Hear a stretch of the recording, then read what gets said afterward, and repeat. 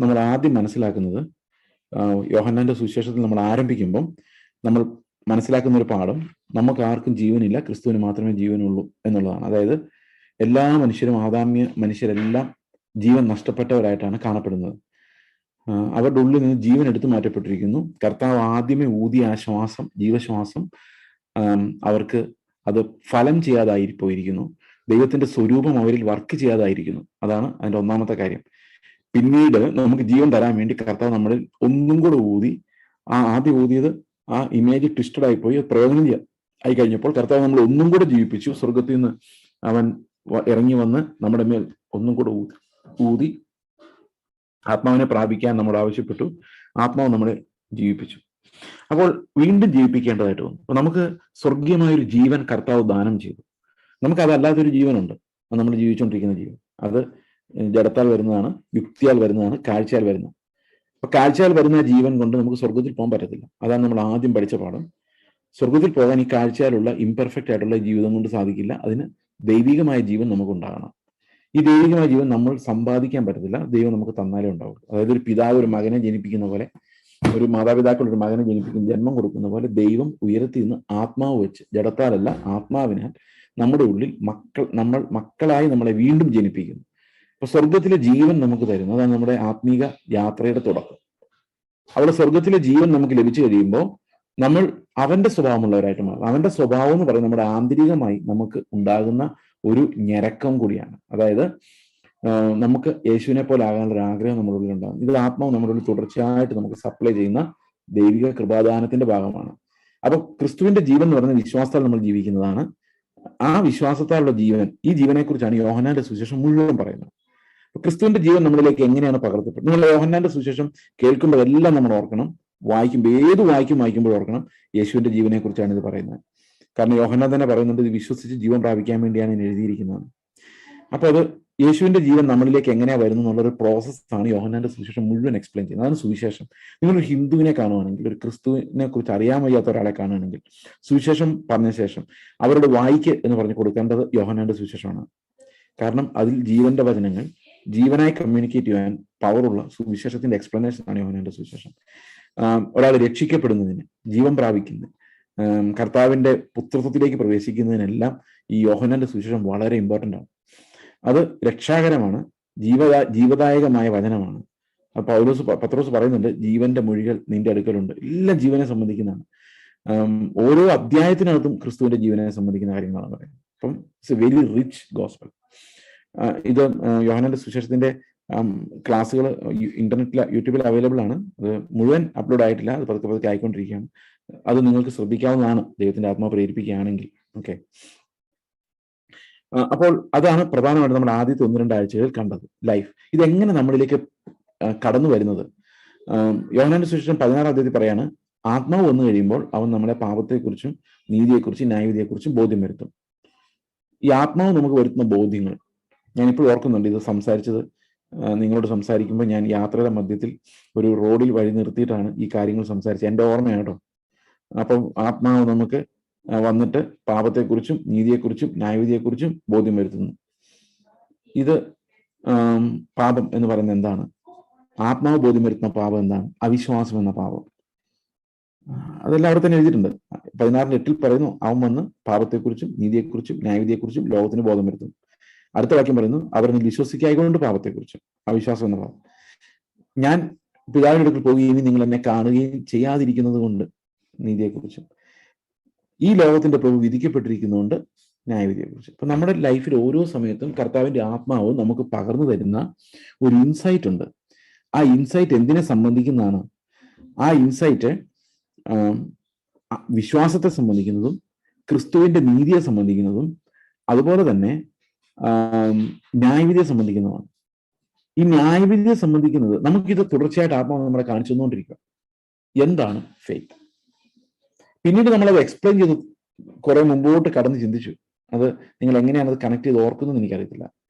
ഫെയ്ത്തും faith ലൈഫും തമ്മിലുള്ള വ്യത്യാസം ഓർക്കുന്നുണ്ടെങ്കിൽ, ഫെയ്ത്ത് എന്ന് പറയുന്നത് ആശിക്കുന്നതിൻ്റെ ഉറപ്പും കാണാത്ത കാര്യങ്ങളുടെ നിശ്ചയമാണ് ഫെയ്ത്ത് എന്ന് പറഞ്ഞാൽ കർത്താവ് എന്നെ രക്ഷിച്ച ആ ഫെയ്ത്ത്, പ്രത്യാശയുടെ ഉറപ്പ്, അതുപോലെ തന്നെ കാണാത്ത കാര്യങ്ങളുടെ നിശ്ചയം. എന്നാൽ വിശ്വാസ ജീവിതം എന്ന് പറഞ്ഞാൽ എന്താ?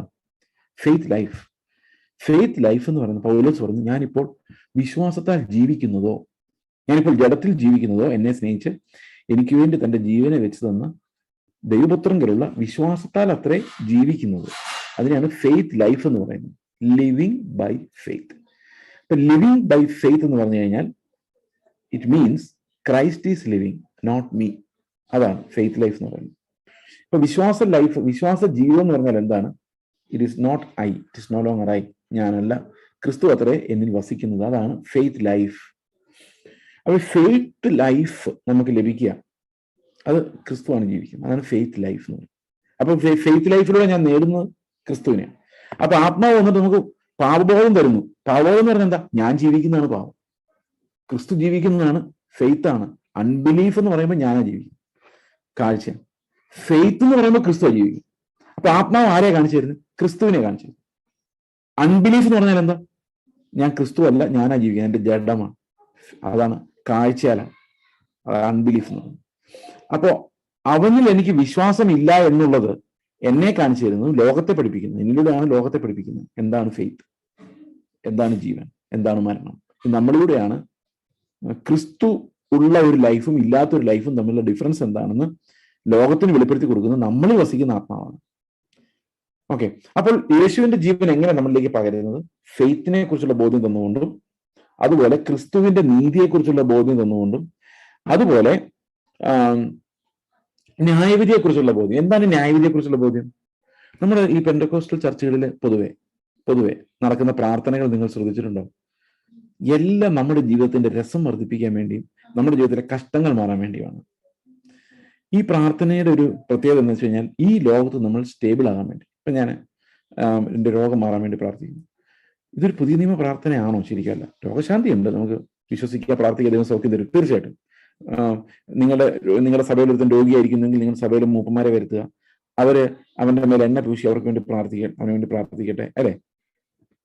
സന്ദർഭവശാൽ ഞാനൊരു കാര്യം പറയട്ടെ, എന്തിനാ എണ്ണ പൂശുന്നത്? വിശുദ്ധ എണ്ണ നമ്മൾ കുപ്പിക്കകത്ത് കണ്ടിട്ടുണ്ടോ? ഇങ്ങനെ ആന്ധ്രയിലൊക്കെ പോകുമ്പം പാസ്റ്റർമാർ പ്രാർത്ഥിച്ച് എണ്ണ കൊടുക്കും. ഇതുമായിട്ട് ഒരു വീട്ടിൽ കൊണ്ടുപോയി അലമാരുടെ മുകളിലെ ഈ എണ്ണ സൂക്ഷിച്ചു വെക്കും. ഇടയ്ക്ക് തലവേദന വരുമ്പോൾ എണ്ണ എടുത്ത് മക്കളുടെ തലയെ തേക്കും. ഇതിങ്ങനെ സൂക്ഷിച്ചു വെക്കും. വെള്ളം വാഴ്ത്തി കൊണ്ടുപോകും, എണ്ണ വാഴ്ത്തി കൊണ്ടുപോകും. പക്ഷെ എന്തിനാ എണ്ണ പൂശുന്നതെന്ന് ശ്രദ്ധിച്ചിട്ടുണ്ടോ? ഈ മൂപ്പന്മാർ വന്നിട്ട് എന്തിനാ എണ്ണ പൂശുന്നത്? ഇപ്പൊ ഞാൻ രോഗിയായിട്ട് കിടക്കുവാന്ന് വിചാരിച്ചോ, മൂപ്പന്മാർ സഭയിൽ നിന്ന് വന്നിട്ട് പറയാണ്, നിന്നെ ദൈവം സൗഖ്യമാക്കാൻ പോകുന്നു. ഓക്കെ, ഇതാ വിശ്വസിക്കുന്നുണ്ടോടാ? ഉണ്ട്. എന്നാ ഇതാ നിന്റെ തലയെ ഞാൻ എണ്ണ പൂശിയേക്കുന്നു എന്ന് പറയാൻ എന്താ അർത്ഥം? എഴുന്നേറ്റ് പോയി കുളിക്കണം, അതാണ് അർത്ഥം. അതായത് ധൈര്യമാണ്. നമ്മളെങ്ങനെ കേട്ടിട്ടില്ലേ, ഈ മഴ പെയ്യാൻ നേരത്ത് എല്ലാവരും മഴ പെയ്യാൻ വേണ്ടി പ്രാർത്ഥിച്ചുകൊണ്ടിരുന്നപ്പോൾ ഒരു കൊച്ചു മാത്രം കുടയായിട്ട് പോയ കഥ കേട്ടിട്ടില്ലേ? അപ്പോൾ മഴ പെയ്യുമ്പം എല്ലാവരും മഴയ്ക്ക് വേണ്ടി പ്രാർത്ഥിക്കാൻ വേണ്ടി പോയി, ആരും കുടയെടുത്തില്ല. അത് കൊച്ചു മാത്രം കുടയെടുത്തു. അപ്പൊ ആരും ചോദിച്ചു, നീ എന്തിനാ കുടയെടുക്കുന്നത്? ഭയങ്കര വെയിലാണല്ലോ, നമ്മൾ മഴയ്ക്ക് വേണ്ടി പ്രാർത്ഥിക്കാനാണല്ലോ പോകുന്നത്, അപ്പൊ പിന്നെ കുടയില്ലാതെ എങ്ങനെ പ്രാർത്ഥിക്കുന്നത് എന്ന് പറഞ്ഞു കഴിഞ്ഞാൽ വരുമെന്ന് വിചാരിച്ചുകൊണ്ടാണ് പ്രാർത്ഥിക്കുന്നത്. അപ്പൊ അതുപോലെ രോഗിക്ക് വേണ്ടി പ്രാർത്ഥിക്കുമ്പോൾ കുളിക്കാൻ എണ്ണ വെച്ചിട്ട് പ്രാർത്ഥിക്കുക എന്ന് പറഞ്ഞാൽ വിശ്വാസത്തിന്റെ അടയാളമായിട്ടാണ് എണ്ണ തേക്കുന്നത്. അതായത് ഞാൻ എഴുന്നേക്കും, ആ കുട എടുക്കുന്ന പോലെ. അതല്ലാതെ എണ്ണയ്ക്ക് വിശുദ്ധിയൊന്നുമില്ല. വിശ്വാസത്തിന്റെ അടയാളമായി എണ്ണ പൂശി അവനെ വേണ്ടി പ്രാർത്ഥിക്കട്ടെ. So faith says I am going to stand up and back. അതാണ് പ്രാർത്ഥന രോഗികൾക്ക് വേണ്ടി ഉണ്ട്. പക്ഷെ ഞാൻ പറഞ്ഞു, അതല്ല യഥാർത്ഥ New Testament prayer. New Testament prayer എന്ന് പറയുന്നത് സാന്റിഫിക്കേഷന് വേണ്ടിയാണ്. അതായത് ഞാൻ മരിച്ചാലും എനിക്ക് കുഴപ്പമില്ല. ഇപ്പോ ഞാൻ മരിച്ചാലും ഒന്നും എനിക്ക് കുഴപ്പമൊന്നുമില്ല. എന്ത് കുഴപ്പം? മരിക്കാതിരുന്നാലും കുഴപ്പം, മരിക്കാതിരുന്നാലും കുഴപ്പമില്ല, മരിച്ചാലും കുഴപ്പമില്ല. കാരണം മരിച്ചാൽ കർത്താവിന്റെ കൂടെയാണ്, ജീവിച്ചാൽ കർത്താവാണ്. അപ്പൊ എങ്ങനെ പോയാലും കർത്താവിനെ മഹത്വം. അപ്പം നമ്മൾ മെച്യൂരിറ്റി വളരും തോറും നമ്മുടെ പ്രാർത്ഥനകൾക്കകത്ത് ഇപ്പൊ ഈ നടന്നില്ലെങ്കിലും വലിയ കുഴപ്പമൊന്നുമില്ല. എനിക്കൊരു പ്രൊമോഷൻ തരണേ, കിട്ടിയില്ലെങ്കിലും വലിയ കുഴപ്പമൊന്നുമില്ല. ആ കിട്ടിക്കോട്ടെ, നിങ്ങൾ പ്രാർത്ഥിച്ച് മേടിച്ചോ. പക്ഷെ ഇനി അഥവാ കിട്ടിയില്ലെങ്കിലും നമുക്ക് കർത്താവിൻ്റെ അടുത്ത് സമാധാനമുണ്ട്. ഉണ്ടോ? ഇല്ലേ? ഉണ്ടല്ലോ, ഉണ്ടായിരിക്കും അല്ലെ? അപ്പൊ ശരിക്കും ക്രിസ്ത്യൻ ഫെയ്ത്ത് എന്ന് പറയുന്നത് ഈ റെസ്റ്റാണ്. ആ റെസ്റ്റിലേക്കാണ് നമ്മളെ നയിക്കുന്നത്. അപ്പൊ ഫെയ്ത്ത് എന്ന് പറയുന്ന ഒരു വലിയ റെസ്റ്റാണ്. ഫെയ്ത്ത് എന്ന് പറയുന്നത് നമ്മൾ കാര്യങ്ങൾ സാധിക്കുന്ന ഒരു വിഷയമല്ല. എക്സാമിനേഷൻ ജയിക്കുന്നതോ എന്താ പറയുന്നത്, രോഗം മാറുന്നതോ, ഇതൊക്കെ നല്ല കാര്യമാണ്. പക്ഷെ ഇതൊന്നുമല്ല ക്രിസ്ത്യൻ ഫെയ്ത്ത്. ക്രിസ്ത്യൻ ഫെയ്ത്ത് എന്ന് പറയുന്നത് ശരിക്കും ഞാനല്ല, ക്രിസ്തു ഫെയ്ത്ത് ലൈഫാണ്. ഈ ലൈഫ് നമ്മൾ എപ്പോഴും ആത്മാവ് ഓർമ്മിപ്പിച്ചുകൊണ്ടിരിക്കും. അൺബിലീഫ് വരുമ്പോൾ ആത്മാവ് എപ്പോഴും യേശുവിലേക്ക് നമ്മളെ നയിക്കുന്നത്, ക്രിസ്തു എന്താണ് ചിന്തിക്കുന്നത് എന്നുള്ളതിലേക്ക് നയിക്കും. അപ്പൊ ഇതാണ് യോഹന്നാന്റെ സുവിശേഷത്തിന്റെ ഒരു സമ്മറി. ഇനി ജീവൻ പ്രാപിച്ച ഒരാള്, അപ്പൊ ജീവനെ കുറിച്ച് നമുക്ക് ശരിക്കൊന്നും മനസ്സിലാവില്ല. പക്ഷെ ജീവൻ പ്രാപിക്കാനുള്ള വചനം നമുക്ക് ഇന്നത് ലഭിക്കുമ്പോൾ ആ സുവിശേഷം എന്ന് പറയുന്ന യോഹന്നാന്റെ സുവിശേഷത്തിലൂടെ നമ്മൾ ആ ജീവന്റെ ശക്തി, യേശുവിന്റെ ജീവൻ എന്താണ് എന്നാ മനസ്സിലാകുന്നത്. സമൃദ്ധിയായ ജീവൻ, 10-ാം അധ്യായത്തിൽ പറയാ, കർത്താവ് പറയാണ് സമൃദ്ധിയായ ജീവൻ. ഞാൻ ആളുകൾക്ക് ജീവനെ നൽകും, ജീവൻ നൽകാൻ വേണ്ടിയാണ് ഞാൻ വന്നത്, എന്റെ ജീവൻ ഞാൻ അവർക്ക് കൊടുക്കുന്നു. കർത്താവ് ജീവിച്ച അതേ ജീവൻ നമുക്ക് തന്നിട്ടുണ്ട്, അതേ ആത്മാവ് തന്നെ യേശുവിനെ നടത്തിയ സെയിം സ്പിരിറ്റ്, സെയിം ലൈഫ് എനിക്ക് തന്നിട്ടുണ്ട്. വിശ്വാസത്തിൽ ജീവിച്ചാൽ യേശുവിന്റെ ലൈഫാണ്, അത് നമുക്ക് തന്നിട്ടുണ്ട്. By faith we can live that life. അവനെ അനുഗമിക്കുന്ന സകല ആടുകൾക്കും, അവന്റെ ശബ്ദം കേട്ട് അവന്റെ പിന്നാലെ ചെല്ലുന്ന സകല ആടുകൾക്കും അവൻ നിത്യജീവൻ കൊടുക്കുന്ന ഇടയനായ കർത്താവാണ്. ഇത് നമ്മുടെ ലൈഫിലേക്ക് ഒരു ജീവനായി വരേണ്ട വചനമാണ്. അവൻ ജീവൻ നൽകുന്ന ദൈവം. നിങ്ങളുടെ ഉള്ളിൽ കർത്താവിന്റെ ജീവനുണ്ടോ? ചോദ്യം നമ്പർ 1. ഉണ്ടെങ്കിൽ രണ്ടാമത്തെ ചോദ്യം, ആ ജീവനാണോ നിങ്ങൾ ജീവിക്കുന്നത്? ചോദ്യം നമ്പർ 1 ഒരിക്കൽ കൂടി, നിങ്ങളുടെ ഉള്ളിൽ കർത്താവിന്റെ ജീവനുണ്ടോ? അവൻ ജീവൻ തന്നിട്ടുണ്ടോ? 2, ആ ജീവനാണോ നിങ്ങളിപ്പോ ജീവിക്കുന്നത്? വിശ്വാസത്താൽ ആ ജീവനായിരിക്കും. കാഴ്ചയിൽ നമ്മുടെ ഒരു പഴയ ജീവനുണ്ട്. നമ്മുടെ പ്രാർത്ഥനകൾ മുഴുവൻ വിശ്വാസത്താൽ ജീവിക്കുന്ന പുതിയ ജീവന് വേണ്ടിയുള്ളതല്ല, കാഴ്ചയിൽ ജീവിക്കുന്ന പഴയ ജീവിതം രക്ഷപ്പെടുത്താൻ വേണ്ടിയുള്ളതാണ്. ശ്രദ്ധിച്ചിട്ടുണ്ടോ? ഇത് കുറച്ച് കടത്തി പറയുകയാണെങ്കിൽ, നിങ്ങൾ ഒരുപക്ഷെ എന്നോട് ദേഷ്യപ്പെട്ടാലും കുഴപ്പമില്ല, നമ്മളിപ്പോ 100 പേര് അന്യഭാഷ പറയുന്നവരെടുത്ത് എക്സാമ്പിൾ പറയാം, അതിലൊരു 10-15% ഞാനൊരു ചുമ്മാ കണക്ക് പറയാണ്, ജെന്യൂനായിട്ട് ഉണ്ടാകാൻ സാധ്യതയുള്ളൂ ഇന്നത്തെ കാലത്ത്. ബാക്കി ഒരു 50% എങ്ങനെയൊക്കെയോ പ്രാപിക്കുന്ന ആത്മാവാണെന്ന് ഉറപ്പൊന്നുമില്ല. വേറൊരു പങ്ക് പക്ക ദുരാത്മാവും. ഇത് എങ്ങനെയാ മനസ്സിലാകാന്ന് ചോദിച്ചു കഴിഞ്ഞാൽ, ഇപ്പൊ ഒരാള് ഒരു കൾട്ട്, ഇപ്പൊ തങ്കു ബ്രദറിന്റെ ചർച്ചിൽ പോയി, അല്ലെങ്കിൽ ഏതെങ്കിലും അങ്ങനത്തെ ഒരു ചർച്ചിന്റെ പോയി അയാളുടെ തലയെ കൈ വെച്ചു, ഏത് ആത്മാവായിരിക്കും വരുന്നത്? ലോകത്തിന്റെ ആത്മാവ്. ഇന്ന് സഭകളെ മുഴുവൻ ഗ്രസിച്ചിരിക്കുന്ന ഒരു ലോകത്തിന്റെ ആത്മാവുണ്ട്. ഈ ആത്മാവ് വരുമ്പോഴേക്ക് ഇവര് പിന്നെ പറയുന്ന മുഴുവൻ ലോകം. ഞാനും ഞങ്ങളുടെ സഭയിലെ ഒരു സഹോദരനായിട്ട് തിരുവനന്തപുരത്ത് പാസ്റ്റേഴ്സ് മീറ്റിംഗ്, ഒരു സഭയുടെ പാസ്റ്റേഴ്സ് മീറ്റിംഗിന് പോയി. അപ്പം പ്രസംഗം കഴിഞ്ഞ് ഇന്റർവെല് കഴിഞ്ഞ് അടുത്ത പ്രസംഗം തുടങ്ങുന്നതിന് മുമ്പ് അവിടുത്തെ ഒരു പാസ്റ്റർ ലീഡ് ചെയ്യണം. ഞാൻ ഒരു എക്സാമ്പിൾ പറഞ്ഞു കേട്ടോ, ഇത് ഈ എന്ത് കഷ്ടതയിലാണ് ഈ ജനങ്ങൾ പോകുന്നത് മനസ്സിലായി. അപ്പൊ അദ്ദേഹം ലീഡ് ചെയ്തപ്പോൾ ആദ്യം പറഞ്ഞ കർത്താവ് നമുക്ക് വേണ്ടി മരിച്ചു, അങ്ങനെ ആണല്ലോ ഞാനിപ്പോഴും പറയുന്നൊരു കാര്യം. ഇപ്പൊ എനിക്ക് ഭയങ്കര സന്തോഷം, കർത്താവ് ഇദ്ദേഹത്തിന് മനസ്സിലായല്ലോ, സന്തോഷം, സ്തോത്രം, ഗ്രഹിച്ചല്ലോ എന്നൊക്കെ ചിന്തിച്ചുകൊണ്ടിരിക്കുമ്പം പുള്ളി പെട്ടെന്ന് അന്യഭാഷയിൽ കുറെ പറഞ്ഞു. അപ്പൊ അന്യഭാഷ പോകുന്ന കണ്ടപ്പോൾ എനിക്ക് തോന്നി ഇത് കാരണം എക്സ്റ്റസി ഇല്ല പറയാം. അപ്പൊ ഞാൻ എൻ്റെ കൂടെ ഒന്ന് സഹോദരൻ പറഞ്ഞു, ഉപദേശം മാറും, ഒന്ന് ശ്രദ്ധിച്ചോളാൻ പറഞ്ഞു. അന്യഭാഷ പറഞ്ഞതിന്റെ ഇടയ്ക്ക് പുള്ളി പറയുകയാണെ, നിങ്ങളുടെ നന്മകളെ മുടക്കുന്നു. അപ്പൊ മാറിപ്പോയി, the whole process is gone. ഇത് ഞാൻ പറയാൻ കാരണം, ഇന്ന് പഴയ കാലം പോലല്ല. പഴയ കാലത്ത് ഞങ്ങളൊക്കെ അന്യഭാഷ പ്രാപിക്കുന്ന സമയം ക്രിസ്തുവിനെ കുറിച്ച് മാത്രമേ നമുക്ക് ഒരു കാഴ്ചയുള്ളൂ. ആത്മാവ് തന്ന് നമ്മുടെ പരിജ്ഞാനത്തിലേക്കാണ് പോകുന്നത്. പക്ഷെ ഇന്ന് ഈ സൗണ്ട് ആൻഡ് ഫ്യൂറി അല്ലാതെ, ആത്മാവിന്റെ ഒരു ജീവനെ കുറിച്ചുള്ള ഒരു പരാമർശം പോലും ഇല്ലാതെ, വീണ്ടും ജെനുവിൻലി രക്ഷാനിർണയം പോലും പ്രാപിക്കാതെ, ആരെങ്കിലുമൊക്കെ തലേ കവിക്കുമ്പോൾ എവിടെയെങ്കിലുമൊക്കെ പോയി എന്തെങ്കിലുമൊക്കെ പറഞ്ഞിട്ട് അന്യഭാഷ എന്ന് പറഞ്ഞു കഴിയുമ്പോഴേക്ക് സഭയിൽ വ്യാപരിക്കുന്ന ആ ഒരു ആത്മാവ് ഏതാണെന്നുള്ളൊരു ഭയത്തിലേക്കാണ് അടുത്ത ജനറേഷനിലേക്ക് നമ്മൾ കടന്നു പോയിക്കൊണ്ടിരിക്കുന്നത്. ഞാനിത് വിവേചിക്കാൻ വേണ്ടി പറയുന്നത് കേട്ടോ. ഇത് പറയുമ്പോൾ പോലും ചിലർ പറയും ഇങ്ങനെ അന്യഭാഷ എതിർക്കാൻ. ഞാൻ നിങ്ങളെക്കാൾ എല്ലാവരെക്കാളും കൂടുതൽ അന്യഭാഷ പറയുന്ന ആളാണ്. അത് ഞാൻ അഹങ്കാരം പറഞ്ഞതാ, കാരണം നിങ്ങൾ എന്തോരം പറയുന്നുണ്ടെന്ന് എനിക്ക് അറിയാമല്ലോ. പക്ഷെ ഞാനൊരു അഹങ്കാരം പറഞ്ഞാണ് ഞാൻ ഒത്തിരി അന്യഭാഷ പറയുന്ന ആളാണ് എന്ന്. ഓക്കെ, പക്ഷെ ഇത് വിവേചിക്കപ്പെടുക എന്ന് പറയുന്നത് വളരെ പ്രധാനമാണ്. കാരണം നമ്മൾ എത്ര പരിജ്ഞാനത്തിന്റെ വചനം കേട്ടാലും ഈ സ്പിരിറ്റ്, അത് ഏത് ആത്മാവാണോ പ്രാപിച്ചിരിക്കുന്നത്, ലോകത്തിന്റെ ആത്മാവാണ് പ്രാപിച്ചിരിക്കുന്നതെങ്കിൽ നമുക്കത് പരിജ്ഞാനമായിട്ട് വരികയില്ല. വീണ്ടും വീണ്ടും നമ്മൾ അതേ ഉപജീവന ചിന്തകളിൽ കുരുങ്ങി രക്ഷപ്പെടാൻ വേണ്ടി വിടുതലെടുക്കാൻ നടന്ന് എത്ര വർഷം കഴിഞ്ഞാലും നമുക്ക് പരിജ്ഞാനം പ്രാപിക്കാൻ പറ്റാതെ വരും. അതൊരു പോരാട്ടമാണ്. പറയാതിരിക്കാൻ പറയേണ്ടതല്ലേ? ഇത് അത്യാവശ്യമായിട്ടും പറയേണ്ടതാണ്. കാരണം നമ്മൾ നമ്മുടെ ഹൃദയത്തിന്റെ ഞരക്കം എന്താണ്? നമ്മുടെ ഉള്ളിൽ ആത്മാവ്, ദൈവത്തിന്റെ ആത്മാവ് വന്നു കഴിയുമ്പം കൃപാവരങ്ങൾ വരുന്നതിന്റെ കൂടെ തന്നെ ഉള്ളിലൊരു ഞരക്കം വരും, യേശുവിന്റെ തേജസ് പ്രാപിക്കാനുള്ളൊരു ഞരക്കം. അതേ ഞരക്കം നമ്മളോട് പറയും, ലോകത്തിന്റെ പ്രഭു വിധിക്കപ്പെട്ടതാണ് മകനെ, ഭയങ്കര ഗ്ലോറിയസ് ആയിട്ട് നീ കാണുന്ന ഈ സാധനങ്ങളെല്ലാം കല്ലിന്മേൽ കല്ലില്ലാതെ നശിച്ചു പോകുമെന്നുള്ള മുദ്രയടിക്കപ്പെട്ട സാധനങ്ങളാണ്. നീ ഇത് കണ്ടുകൊണ്ട് നിൽക്കരുത്. ഇത് കിട്ടും ഇത് കിട്ടും എന്നും പറഞ്ഞ് പല ആത്മാക്കളിലുള്ള പ്രവചനങ്ങൾ നിങ്ങൾ കേൾക്കും. പക്ഷെ അവിടെ ഒന്നും നിങ്ങൾ എന്ത് ചെയ്യരുത്, നിങ്ങൾ വീണു പോകരുത്. കാരണം ഇതെല്ലാം നാശത്തിന്റെ സ്റ്റാമ്പുള്ള സാധനങ്ങളാണ്.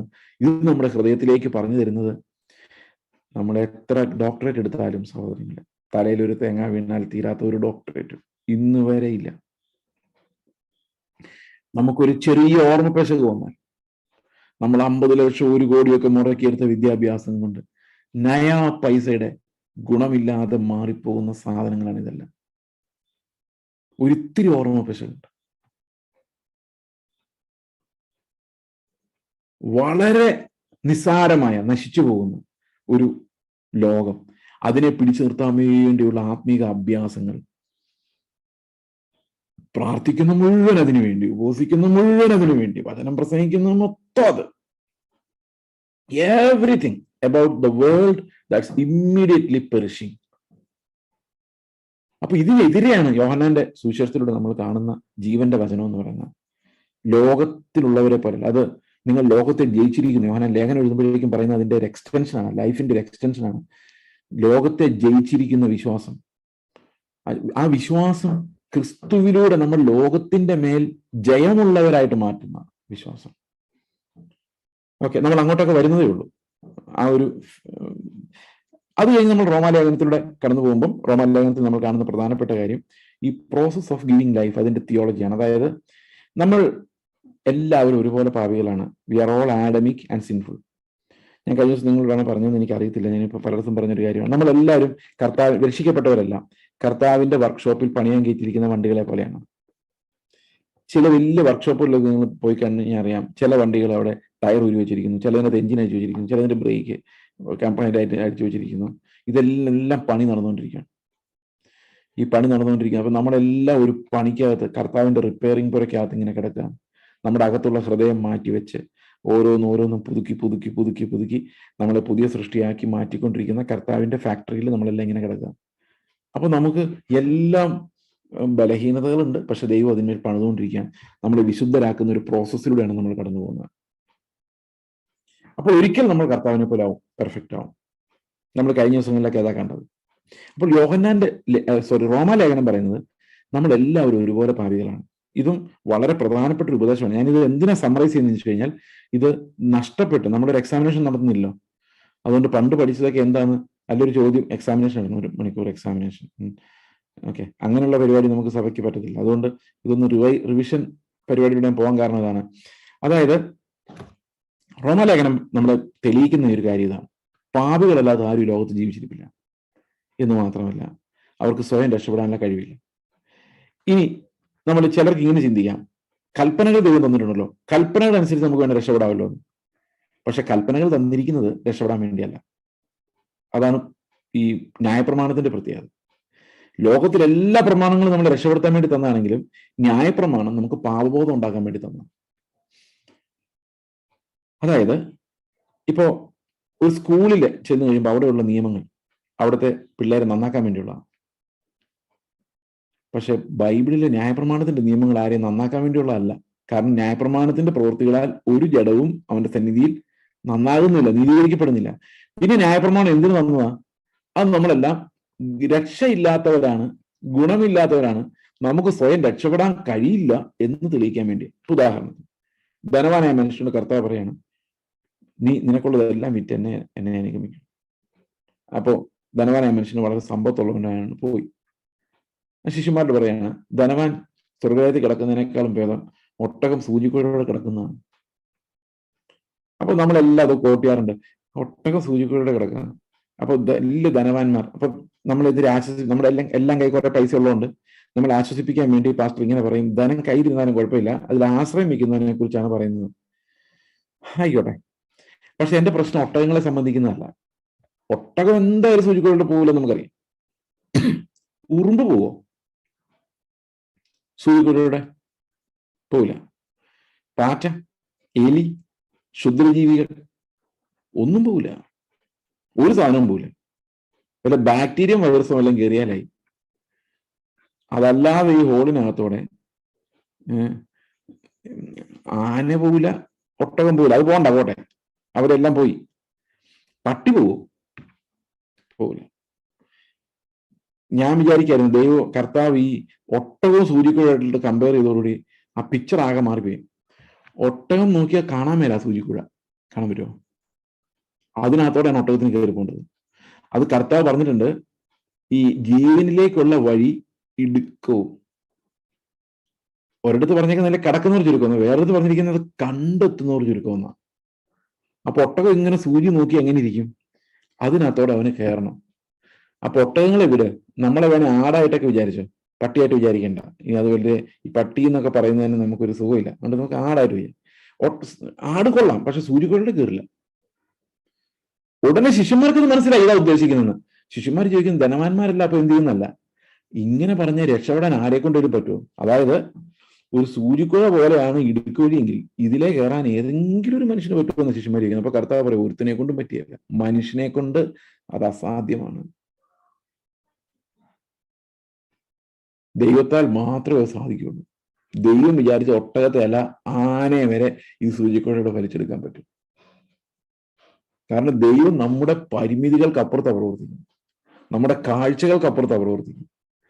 അപ്പൊ നമ്മുടെ രക്ഷയ്ക്ക് നമ്മൾ ആരെ ആശ്രയിച്ചേ പറ്റുള്ളൂ? ന്യായപ്രമാണം നമ്മളോട് പറയുക, മോനെ രക്ഷയില്ല, മനുഷ്യനാൽ അസാധ്യം. ഈ ന്യായപ്രമാണം പൂർത്തിയായിട്ട് അനുസരിക്കുന്നത് ഒട്ടകം സൂര്യക്കുഴയോടെ പോകുന്നത് പോലെയാണ്. അപ്പൊ എന്ത് ചെയ്യും? ന്യായപ്രമാണം ഒരു ശിശുപാലകനെ പോലെ വടിയെടുത്തിട്ട് പറയും, ഓടടാ കർത്താവിന്റെ അടുത്തേക്ക്. സ്വാതന്ത്ര്യത്തിന്റെ പ്രമാണം വെളിപ്പെടുന്നത് വരെ, ക്രിസ്തുവിന്റെ പ്രമാണം വെളിപ്പെടുന്നത് വരെ ഒരു ചൈൽഡ് കീപ്പറായിട്ട് ഈ ന്യായപ്രമാണം പറയാണ്, ദൈവത്തിന്റെ ന്യായപ്രമാണം അനുസരിക്കാൻ ഒരു മനുഷ്യനെ കൊണ്ട് സാധിക്കില്ല. ഇതാണ് റോമാലേഖനത്തിന്റെ ആദ്യ ഭാഗങ്ങൾ നമ്മൾ കാണും. അപ്പോൾ മനുഷ്യരെല്ലാം ബലഹീനരാക്കപ്പെട്ടിരിക്കുന്നു. എങ്ങനെ ബലഹീനരാക്കപ്പെട്ടിരിക്കുന്നു? ന്യായപ്രമാണത്താൽ. ന്യായപ്രമാണം എന്തിനു ദൈവം കൊടുത്തത്? ലോകത്തിലെല്ലാവരെയും ബലഹീനരാക്കാനും, ബലഹീനരാകുമ്പോൾ കർത്താവിനെ വിളിക്കാനും വേണ്ടിയാണ്. നമുക്കൊരു ചെറിയ എക്സാമ്പിൾ പറയാം. ഒരു കൊച്ച് അപ്പന്റെ കൈ പിടിച്ച് റോട്ടിൽ കൂടെ നടക്കുകയാണ്. അപ്പോൾ ചെറിയ ചെറിയ കുഴികളുണ്ട് റോട്ടിൽ. ഇവൻ ഇങ്ങനെ ഓടി വന്ന കുഴി ചാടും, ലോങ് ജമ്പ്. അങ്ങനെ ഇരിക്കെ ഒരിത്തിരി അവന് ചാടാൻ പറ്റാത്ത ഒരു കുഴിയുണ്ട്. അപ്പൻ ഈസിയായിട്ട് കടന്നു പോകാം, ഈ കുഞ്ഞു കൊച്ചു അതിന് കടന്നു പോകാൻ പറ്റത്തില്ല. അപ്പൊ ഈ കൊച്ചു എന്ത് ചെയ്യും? അപ്പന്റെ നേരെ കൈ കിട്ടില്ല, അപ്പ എടുക്കുക എന്ന് പറയും, ഇല്ലേ?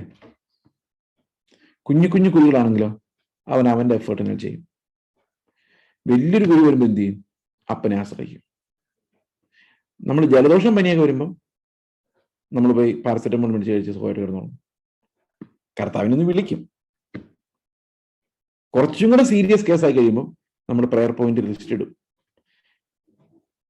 പ്രാർത്ഥിക്കണേ എന്ന് പറഞ്ഞു. അപ്പൊ നമ്മൾക്ക് ഇത്തിരി കഷ്ടപ്പാടുണ്ടല്ലോ, നമ്മൾ ആരുടെ അടുത്തോട്ട് ചെല്ലുള്ളൂ? കർത്താവിന്റെ അടുത്തേക്ക് ചെല്ലുള്ളൂ. അപ്പൊ കർത്താവിന്റെ അടുത്തേക്ക് പോയി പ്രാർത്ഥിച്ച് ക്യാൻസർ മാറ്റിയിട്ട് കാര്യമില്ല. കർത്താവിന്റെ അടുത്തേക്ക് ചെന്ന് നമ്മൾ നീതി പ്രാപിക്കണം.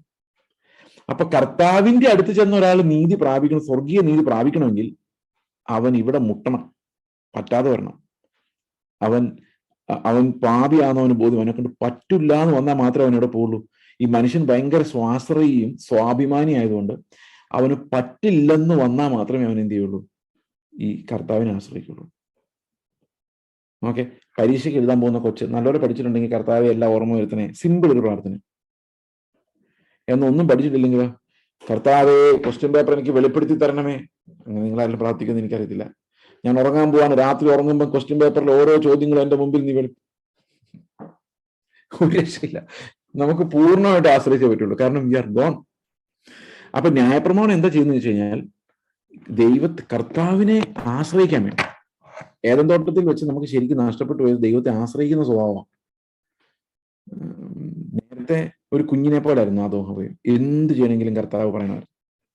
എന്നാൽ സാത്താൻ അവന് വേറൊരു സ്വാതന്ത്ര്യം കൊടുത്തു. ആ സ്വാതന്ത്ര്യം എന്ന് പറഞ്ഞാൽ ദൈവം വേണ്ട, ഇനിയിപ്പോ എന്ത് ചെയ്യണമെങ്കിലും ദൈവം വേണ്ട. ഇപ്പം ഇവിടെ വീഡിയോ ഓഫ് ചെയ്യണോ? ദൈവം വേണ്ട. വീഡിയോ ഓൺ ചെയ്യണോ? ദൈവം വേണ്ട.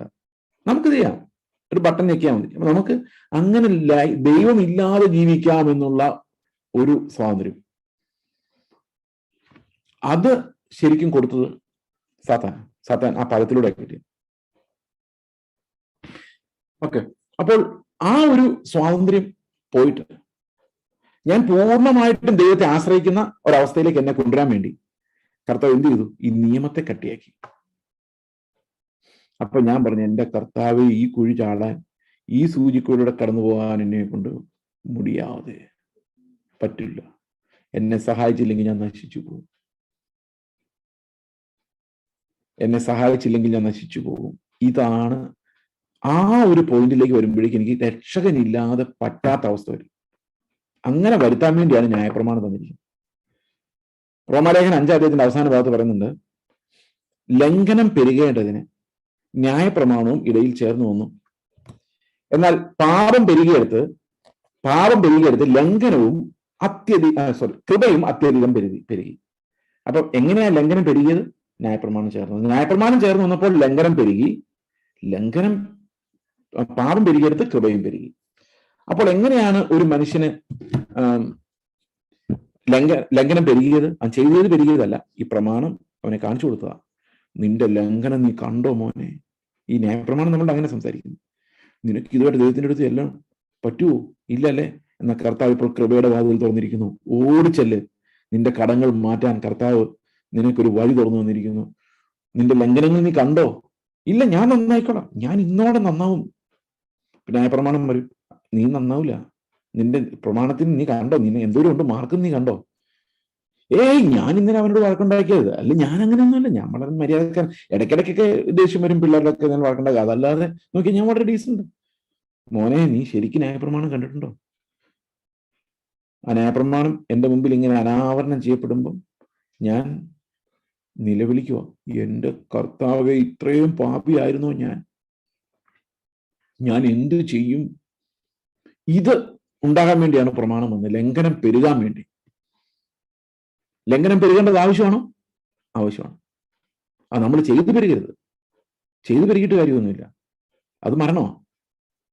ന്യായപ്രമാണം ഇടയിൽ ചേർന്ന് വരുമ്പോൾ നമ്മുടെ ലംഘനങ്ങൾ വലുതാക്കപ്പെടണം. നമ്മൾ അനുതാപം, അത് അവിടെ നിന്ന് മാനസാന്തരം ഉണ്ടാകുന്നു.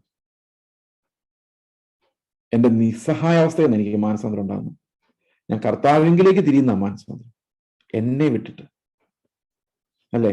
നേരത്തെ നമ്മൾ ചെറിയ കുഴി ചാടി കിടക്കാൻ വേണ്ടി നമ്മൾ എന്ത് ചെയ്യും? നമ്മൾ ഫുൾ ഫോഴ്സ് എടുക്കും. എന്നിട്ടും കഴിയാതെ വന്നാൽ എന്ത് ചെയ്യും? നമ്മൾ സഹായിക്കാൻ പറ്റുന്ന ഒരാളെ ആശ്രയിക്കും. അപ്പൊ നീതി കൊണ്ട് നമുക്ക് പറ്റാതെ വരുന്ന നീതി, സ്വർഗത്തിലെ നീതി, നമുക്ക് സ്വയമേ അനുസരിച്ച് ജീവിക്കാൻ പറ്റാത്തൊരു നീതി നമ്മുടെ മുമ്പിലേക്ക് കർത്താവ് വെളിപ്പെടുത്തിയിട്ട് അവൻ എന്ത് ചെയ്യുന്നു? നമ്മുടെ ഉള്ളിൽ വസിച്ചുകൊണ്ട് അവൻ എനിക്ക് പകരക്കാരനായി മാറുന്നു. ഇതാണ് നമ്മൾ റോമാലേഖനത്തിൽ കാണുന്നത്. Christ comes and lives in me and he becomes my substitute. ഇത് എങ്ങനെ മനസ്സിലാക്കാം? ഇപ്പൊ ഞാൻ നിങ്ങളോട് സംസാരിച്ചുകൊണ്ടിരിക്കുന്ന ഈ സമയത്ത്, ഇപ്പൊ നിങ്ങൾ എല്ലാവരും ഈ സംസാരിക്കുന്ന ആളെ സ്ക്രീനിൽ വലുതായിട്ട് കാണുന്നുണ്ടോ? ഞാൻ വലുതായിട്ട് കാണുന്നില്ല, ഞാനത് ചെറുതാക്കി വെച്ചിരിക്കുക നിങ്ങളുടെ മുഖം കാണാൻ വേണ്ടി. ഓക്കെ, എങ്ങനെ കണ്ടാലും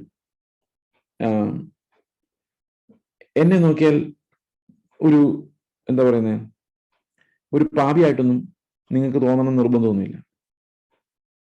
ഓക്കെ, ചേസ് ജോസഫ് എന്ന് പറയുന്ന ഒരാൾ പ്രസംഗിക്കുന്നു, അത്ര നിങ്ങളിപ്പോൾ കാണുന്നു. പക്ഷെ ഞാൻ വളരെ ഇന്നാഡിക്വേറ്റഡ് ഒരാളാണ്. അപ്പൊ എന്റെ മേലൊരു ജീവന്റെ പ്രമാണം അനുസരിക്കാൻ കഴിവില്ലാത്ത ആളാണ്. അപ്പൊ എന്റെ മേൽ ജീവന്റെ പ്രമാണം അനുസരിക്കാൻ കഴിവില്ലാത്ത ഒരാളായ ഞാൻ രക്ഷപ്പെടാൻ ഒരു വഴിയില്ല എനിക്ക്. അപ്പൊ കർത്താവ് പറയാണ്, ഞാൻ നിനക്ക് പകരമുണ്ട്. അപ്പൊ ഞാൻ നിങ്ങളോട് സംസാരിക്കുമ്പോൾ എൻ്റെ ഒരു വഴിയുള്ളൂ, എനിക്ക് ഒറ്റ വഴിയുള്ളൂ. എന്താ വഴി? ക്രിസ്തു എന്നൊരു പകരക്കാരനുണ്ട്. അപ്പൊ ഞാൻ പറയാം, കർത്താവ്, ഞാനല്ല, ക്രിസ്തുവാ ജീവിക്കുന്നു. അപ്പൊ നമുക്ക് ഒരേ ഒരു വഴിയുള്ളൂ, അത് ക്രിസ്തു എന്ന് പറഞ്ഞ എന്താ അർത്ഥം? നമുക്ക് രക്ഷപ്പെടാൻ ഈ ഒരു പോയിന്റിൽ എനിക്ക് രക്ഷപ്പെടാൻ ക്രിസ്തു എന്ന വഴി മാത്രമേ ഉള്ളൂ, എന്റെ പാപത്തിന് രക്ഷപ്പെടാൻ. ഇപ്പൊ ഞാൻ നിങ്ങളോട് സംസാരിച്ചുകൊണ്ടിരിക്കുമ്പോൾ ഈ ഞാനെന്ന പാപത്തിൽ നിന്ന് രക്ഷപ്പെടാൻ എനിക്ക് കർത്താവ് എന്ന ഒരു വഴി മാത്രമേ. ഓക്കെ, അപ്പോൾ എല്ലാ സമയത്തും നമ്മൾ എങ്ങോട്ടാണ് രക്ഷിക്കപ്പെടുന്നത്?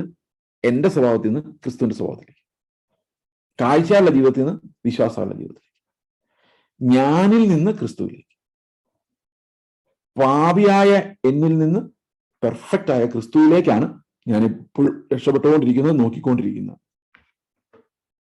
നിങ്ങൾക്ക് എന്തെങ്കിലും ഒരു കാര്യം ഞാൻ എക്സ്പ്ലെയിൻ ചെയ്യണമെങ്കിൽ എനിക്ക് എത്ര വർഷം എക്സ്പ്ലെയിൻ ചെയ്യാം. കാരണം ഇതൊന്ന് നമ്മുടെ ഉള്ളിലേക്ക്, നമ്മളിൽ ജീവിക്കുന്ന ആത്മാവിനാൽ നമ്മളിലേക്ക് പകർത്തപ്പെടുന്ന ക്രിസ്തുവിന്റെ ജീവൻ എന്താണ് എന്ന് മനസ്സിലാക്കിയാൽ നമ്മൾ ആ ഉപദേശത്തിന്റെ അടിസ്ഥാനം നമ്മുടെ ഹൃദയത്തിൽ വീഴും.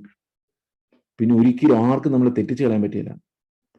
കാരണം ക്രിസ്തുവിന്റെ അടിസ്ഥാനം നമ്മുടെ ഹൃദയത്തിൽ വീണാൽ, ആ ലൈഫിന്റെ അടിസ്ഥാനം നമ്മുടെ ഹൃദയത്തിൽ വീണാൽ, ആ ഒരു ലൈഫിന്റെ ഉപദേശം, ജീവന്റെ ഉപദേശം, ജീവവചനം നമുക്ക് ഗ്രഹിക്കാൻ കഴിഞ്ഞാൽ വേറൊരു ഉപദേശത്തിന് നമ്മൾ ഉലച്ചു കളയാൻ സാധിക്കത്തില്ല.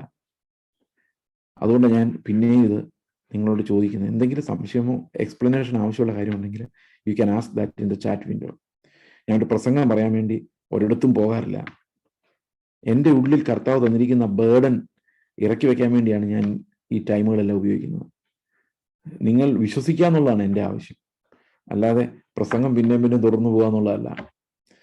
If you come to this faith, foundational faith, ആ ഫെയ്ത്തിലേക്ക് നമ്മൾ വന്നു കഴിഞ്ഞാൽ നമ്മളെ ആർക്കും ഉപദേശിക്കേണ്ട കാര്യമില്ല. നമ്മുടെ ആത്മാവ് തന്നെ നമ്മളെ പഠിപ്പിക്കും. ആ ഒരു പരിജ്ഞാനത്തിന്റെ തലത്തിലേക്ക് നമുക്ക് വളരണമെങ്കിൽ നമുക്ക് ക്രിസ്തുവിന്റെ ജീവൻ നമ്മുടെ ഉള്ളിലുണ്ടാകും. അപ്പൊ പുതിയ നിയമത്തിന്റെ ഉപദേശ രീതികൾ നമ്മൾ പഠിച്ചു വരികയാണ്. റോമാലേഖനത്തിലേക്ക് വരുമ്പോഴേക്കും എനിക്കൊരു പകരക്കാരനുണ്ട്. 8-ാം അധ്യായത്തിൽ പറയുന്നത് അങ്ങനെയാണ്, എനിക്ക് പകരം ഈ ന്യായപ്രമാണം നിറവേറ്റാൻ കഴിയുന്ന പുത്രനെ പാപജഡത്തിന്റെ സദൃശ്യത്തിൽ കർത്താവ് അയച്ചു തന്നു. അപ്പോൾ എനിക്കൊരു പകരക്കാരനുണ്ട്. അത് റോമാലേഖനത്തിലും പറയുന്നു, ഗലാത്യ ലേഖനത്തിലും പറയുന്നു, എഫേസ്യ ലേഖനത്തിലും പറയുന്നു. എഫേസ്യ ലേഖനത്തിന്റെ ആദ്യത്തെ 3 അധ്യായങ്ങളിൽ അത് തന്നെയാണ് പറയുന്നത്. Christ my substitute, he became a propitiation for me. കൊളോസ്യ ലേഖനം ആദ്യത്തെ 3 അധ്യായങ്ങൾ, ആദ്യത്തെ 3 അധ്യായം മുഴുവനില്ല, ആദ്യത്തെ 3 വാക്യങ്ങൾ പറയുന്നതും ഇതേ കാര്യം തന്നെയാണ്. Christ became everything for me. എന്നാൽ അതിനുശേഷം ഒരു വലിയ ഷിഫ്റ്റ് നമ്മൾ ഈ ലേഖനങ്ങളിൽ കാണുന്നുണ്ട്. അത് നമ്മൾ കണ്ടു. നീതീകരണത്തെക്കുറിച്ച്, സൗജന്യമായി നമുക്ക് ലഭിക്കുന്ന നീതീകരണത്തെക്കുറിച്ചുള്ള പഠിപ്പിക്കലുകൾ റോമാലേഖനം, ഗലാത്യ ലേഖനം, എഫേസ്യ ലേഖനം ഇതോടെ അവസാനിച്ചിട്ട് അതിന് ശേഷം വരുന്നതെല്ലാം വിശുദ്ധീകരണത്തെക്കുറിച്ചുള്ള പഠിപ്പിക്കലുകൾ, സാങ്ക്ടിഫിക്കേഷൻ. ഈ സാങ്ക്ടിഫിക്കേഷൻ എന്ന് പറഞ്ഞാൽ എന്താണ്? ശരിക്കും എന്താണ് സാങ്ക്ടിഫിക്കേഷൻ? ഇത് നമുക്ക് മനസ്സിലാക്കാൻ വേണ്ടി നമുക്ക് 3 വാക്കുകളെ ഒന്ന് എക്സാമിൻ ചെയ്ത് നോക്കാം. ഞാനിത് ഒരു പശ്ചാത്തലത്തിൽ പ്ലേസ് ചെയ്തു എന്നുള്ളത് മാത്രമേ ഉള്ളൂ. ഞാൻ ഇത്രയും പറഞ്ഞ കാര്യം. സാങ്ക്ടിഫിക്കേഷൻ എന്ന് പറയുന്നത് സാധാരണഗതിയിൽ നമ്മൾ വിശ്വസിക്കുന്ന വിശുദ്ധീകരണം നമ്മൾ ചെയ്യുന്ന കുറെ പ്രവർത്തികളാണ്. പക്ഷെ അങ്ങനെയല്ല. ദൈവത്തിന്റെ എല്ലാ നിറവിനാലും നമ്മൾ നിറഞ്ഞു വരുന്ന ആ പ്രക്രിയയാണ് വിശുദ്ധീകരണം എന്ന് പറയുന്നത്. ദാറ്റ് മീൻസ് ആദമിക സ്വഭാവമുള്ള എന്നെ അല്ല, യേശുക്രിസ്തുവിന്റെ സ്വഭാവം, അവന്റെ നിറവ് എൻ്റെ ഫെയ്ത്തിലൂടെ എന്നിൽ വെളിപ്പെടുന്ന ആ ഒരു പ്രോസസ്സാണ് വിശുദ്ധീകരണം. ഞാനതൊന്ന് എക്സ്പ്ലെയിൻ ചെയ്യാൻ ശ്രമിക്കാം. യേശുക്രിസ്തു എനിക്ക് വേണ്ടി മരിച്ചു. എത്ര പേര് വിശ്വസിക്കുന്നുണ്ട് എന്ന് ഞാൻ ചോദിക്കേണ്ട പോലും കാര്യമില്ല. നിങ്ങൾ 38 സ്ക്രീനിന്റെ പുറകിരിക്കുന്ന എല്ലാവരും അത് വിശ്വസിക്കുന്നുണ്ട്. ഇനി ആരുടെയെങ്കിലും ഉള്ളിൽ വിശ്വാസം പോയിട്ടുണ്ടോ എന്നുള്ള കാര്യം അറിയാൻ മേല. ഓക്കെ, എന്തായാലും എല്ലാവരും അത് വിശ്വസിക്കുന്നുണ്ട്. യേശുക്രിസ്തു എനിക്ക് വേണ്ടി മരിച്ചു. ഓക്കെ, യേശുക്രിസ്തു എനിക്ക് വേണ്ടി മരിച്ചു എന്ന് വിശ്വസിക്കുന്ന ആ ഫെയ്ത്ത്, എൻ്റെ ഉള്ളിൽ വരുമ്പോഴാണ് എൻ്റെ പാപങ്ങൾ ക്ഷമിക്കപ്പെട്ടു എന്നും ഞാൻ ക്ലീൻ ആയി എന്നും എനിക്ക് ബോധ്യം വരുന്നത്. He died for me, his blood cleansed me from all my iniquities. Okay, ഇനി എന്താണ് വിശുദ്ധീകരണം നമുക്ക് നോക്കാം.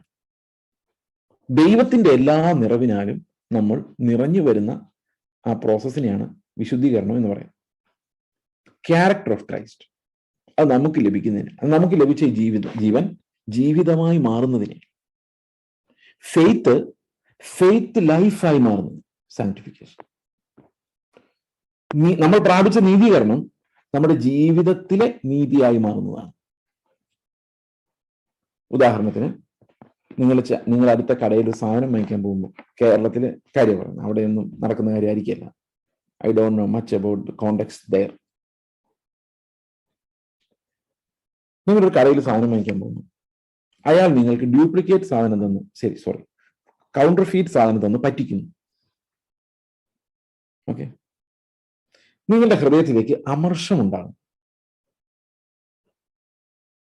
ഇത്രയും പൈസ വെറുതെ പോയല്ലോ, അവനൊക്കെ ഗുണം പിടിക്കുമോ ഇങ്ങനത്തെ കച്ചവടം നടത്തിയാൽ? നമ്മുടെ ഉള്ളം പറയുന്നു. എൻ്റെ ഉള്ളിൽ ആ മനുഷ്യരുടെ അമർഷം ഉണ്ടാകുന്നു. കാരണം ഞാൻ ഇന്നേ വരെ പഠിച്ച സന്മാർഗ പാഠങ്ങൾ എന്നോട് എന്താ പറഞ്ഞിരിക്കുന്നത്? ചതിക്കുന്നത് തെറ്റാണ്. സത്യമല്ലേ? സത്യം. അപ്പൊ എൻ്റെ ഉള്ളിൽ അമർഷം ഉണ്ടാകുന്ന റീസൺ ഉണ്ട്. എൻ്റെ പൈസയ്ക്ക് നഷ്ടം വന്നു, എൻ്റെ റിസോഴ്സസിനെ അവൻ അടിച്ചു മാറ്റി, എന്നെ ചതിച്ചു. റീസൺസ്. യുക്തി കൊണ്ട് നോക്കിക്കഴിഞ്ഞാൽ റീസൺസ് ഉണ്ട്. ഇനി ഫെയ്ത്ത് കൊണ്ടൊന്ന് നോക്കി. വിശുദ്ധീകരണം എങ്ങനെ സംഭവിക്കുന്നു? നമ്മുടെ ഉള്ളിൽ ഓൾറെഡി ഫെയ്ത്ത് ഉണ്ട്, കർത്താവ് എനിക്ക് വേണ്ടി മരിച്ചു എല്ലാം. ഇനി ഫെയ്ത്ത് കൊണ്ട് ഈ സിറ്റുവേഷൻ നോക്കിയേ. എന്നെ ഒരുത്തൻ തട്ടിപ്പ് സാധനം തന്നു പറ്റിച്ചു, പൈസ അടിച്ചുകൊണ്ട് പോയി. യുക്തി കൊണ്ട് നോക്കിയാൽ I have reasons to be angry, to file a case.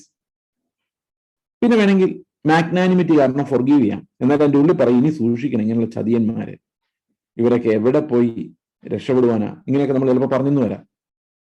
ഇനി ഫെയ്ത്ത് ആംഗിളിലൊന്ന് ചിന്തിച്ചു, കർത്താവേ എൻ്റെ പൈസ പോയി, അവൻ എന്നാലും എടുത്തുകൊണ്ട് പോയല്ലോ. ഉടനെ ഫെയ്ത്ത് വർക്ക് ചെയ്യണം. നീയും അവനും എല്ലാം കണക്കാണ്, സെയിം ആണോ? ആണ്. ഈ ഞാനും അവനും തമ്മിൽ ആകെ വ്യത്യാസം എന്ന് വെച്ചാൽ, ഞാൻ ജനിച്ച വീട്ടിലെല്ലാം ജനിച്ചത്, എനിക്ക് ഈ ട്രെയിനിങ് എല്ലാം അവന് കിട്ടിയത്, എൻ്റെ സാഹചര്യം അല്ല അവൻ്റെ സാഹചര്യം എന്നുള്ളതുള്ളൂ. പാപിയാണ് എന്നുള്ള കാര്യത്തിൽ എല്ലാവരും പാപികൾ. അപ്പൊ ഞാൻ വിചാരിക്കുക, കർത്താവ് എന്നെ രക്ഷിച്ച ദൈവത്തിന് അവനെ രക്ഷിക്കാൻ ഈസി ആയിട്ട് പറ്റുമല്ലോ. അപ്പോൾ അങ്ങനെ ചിന്തിച്ചു കഴിഞ്ഞാൽ എനിക്ക് അവനോട് സിമ്പതി തോന്നുമോ, സ്നേഹം തോന്നുമോ, സുവിശേഷം പറയണം തോന്നുമോ, അത് എന്നെ പറ്റിച്ചു പോയിട്ട് പോയാൽ 100 രൂപ തിരിച്ചു കിട്ടണം തോന്നുന്നു? എന്തായിരിക്കും തോന്നുന്നേ? ഞാൻ പറഞ്ഞ മനസ്സിലായോ? അതായത് നിങ്ങളുടെ കച്ചവടം നടത്തിയപ്പോൾ നിങ്ങൾ പൈസ തട്ടിയെടുത്തു. യുക്തി കൊണ്ട് ആലോചിച്ച് നോക്കിയാൽ കാഴ്ചയുള്ള ലൈഫ് നിങ്ങൾക്ക് ഭയങ്കര ചതിയാണ് അയാൾ ചെയ്തത്. ഇങ്ങനെ ചതിക്കാൻ പാടില്ല, നാളെ അയാൾ വേറെ ആൾക്കാരെ ചതിക്കും. നമുക്ക് അതുകൊണ്ട് അവന് ബുദ്ധി ഉപദേശിക്കാം. എന്നാൽ ഉള്ളിൽ പറയും, ഇന്നാലും അവൻ ഇങ്ങനത്തെ അവൻ്റെ മുഖം കാണുമ്പോൾ എല്ലാം നമ്മൾ പറയും, എൻ്റെ പൈസ അവൻ്റെ കയ്യിൽ ഇരിക്കുകയാണ്, അവൻ അടിച്ചുകൊണ്ട് പോയതാ. ശരിയല്ലേ? ഞാൻ ക്ഷമിച്ചതായി അഭിനയിക്കുന്നു, വിട്ട് കളഞ്ഞ പോട്ടെ എന്നൊക്കെ പറയുന്നെങ്കിൽ പോലും എൻ്റെ ഉള്ളിൽ ഇത് കിടക്കണം. യുക്തി കൊണ്ട് ആലോചിക്കുമ്പോൾ ശരിയാണ് താൻ. എന്നാൽ വിശ്വാസത്താൽ ആലോചിച്ച് നോക്കി, അവൻ പാപിയാണ്, ഞാനും പാപിയാണ്. ഞാൻ പാപികളിൽ 1-ാം നമ്പറാണ്. കർത്താവിനോട് കരുണ കാണിച്ചു, എന്നെ രക്ഷിച്ച കർത്താവിനെ അവനെ രക്ഷിക്കാൻ പറ്റും. എൻ്റെ പൈസയെക്കാളും പ്രധാനം അവൻ്റെ ആത്മാവാണ് എന്നൊരു തോട്ട് എൻ്റെ ഉള്ളിലൂടെ. അത് ആരുടെ തോട്ടം? അതെൻ്റെ ജഡത്തിന്റെ തോട്ടമല്ല, അത് ക്രിസ്തുവിന്റെ തോട്ടം. എൻ്റെ ഉള്ളിലൂടെ തോട്ട് പാസ് ചെയ്ത് കഴിയുമ്പോൾ ഞാൻ ആലോചിക്കുന്നത്, എൻ്റെ കർത്താവെ എൻ്റെ 100 രൂപ പോയല്ലോ എന്നാണോ?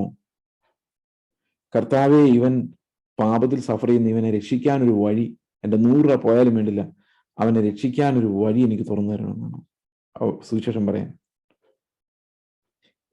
ശരിക്കും വിശ്വാസത്തിൽ നോക്കി കഴിയുമ്പോൾ നമ്മുടെ ഉള്ളിലേക്ക് എന്താ വരുന്നത്?